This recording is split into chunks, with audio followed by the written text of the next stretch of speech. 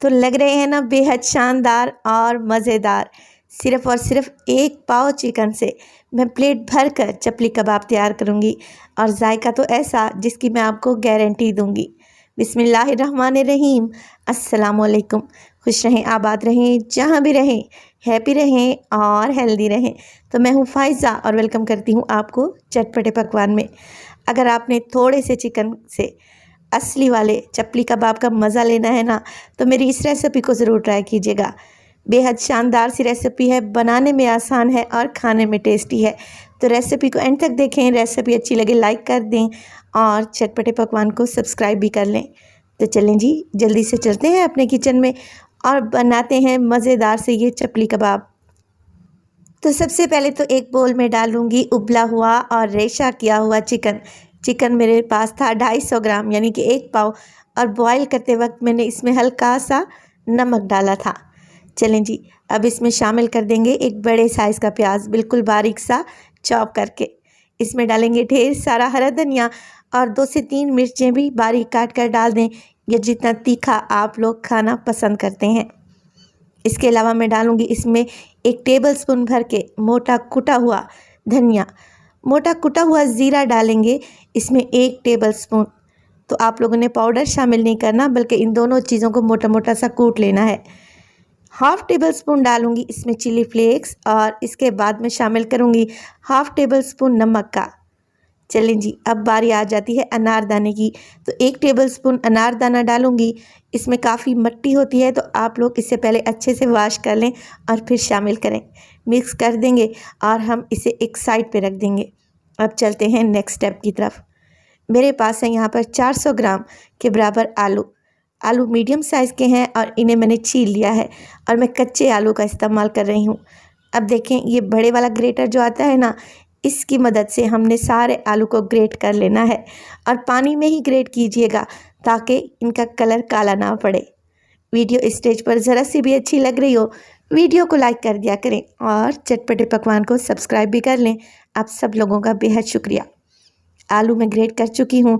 1 से 2 पानी में इन्हें अच्छे तरीके से धो लें ताकि इनका स्टार्च निकल जाए, और फिर हाथों की मदद से दबा दबा कर आपने सारा पानी निचोड़ देना है।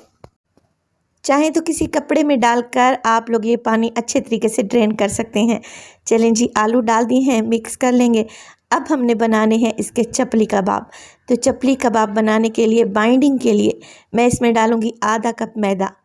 आलू में अच्छी खासी नमी अभी भी मौजूद है, तो आप लोग क्या करें, पहले आधा कप मैदा डालें और आप लोगों ने हाथों की मदद से मिक्स करना है, ताकि आप लोगों को अंदाज़ा हो कि आलू की बाइंडिंग अच्छे से हो रही है और ये आपस में अच्छे तरीके से जुड़ने लगे हैं।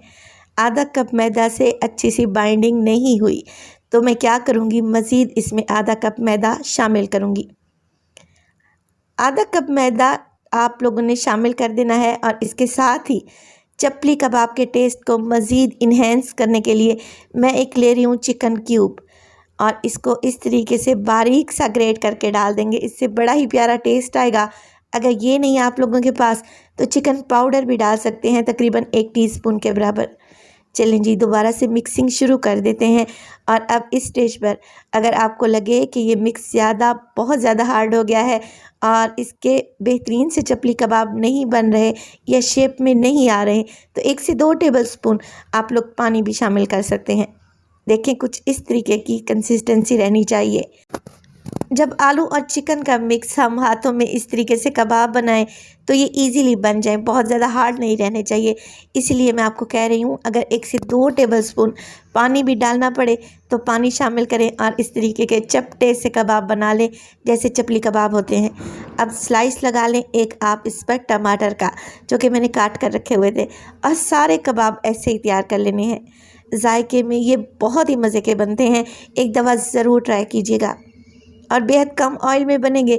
सिर्फ 1/4 कप ही मैंने ऑयल डाला है बड़े से तवे पर, और इसको गरम करेंगे आप लोग मीडियम टू लो फ्लेम पे, क्योंकि चिकन तो पका हुआ है मगर आलू तो हमने कच्चे इस्तेमाल किए हैं ना।